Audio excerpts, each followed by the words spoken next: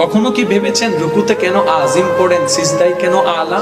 কখনো কি একবার ভেবেছেন হাত বাঁধার সময় আল্লাহু আকবার, রুকুতে যাওয়ার সময় আল্লাহু আকবার, সিজদায় যাওয়ার সময় আল্লাহু আকবার, বৈঠকের সময় আল্লাহু আকবার, রুকু থেকে ওঠার সময় কেন সামি আল্লাহ বলতে হয়?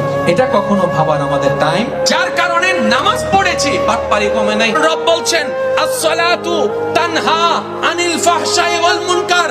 আমি রব ফাইনাল ঘোষণা দিলাম, যার কাছে নামাজ থাকবে সে কখনো বাটপার হতে পারে না।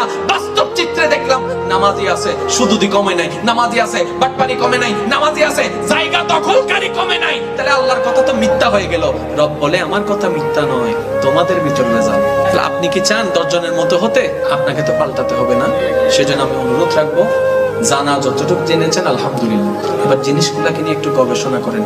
রবের প্রেম যেদিন আপনার অন্তরে স্থান পেয়ে যাবে, আপনি সেই দিন থেকে পাক্কা মুসলমান হওয়া শুরু করবেন।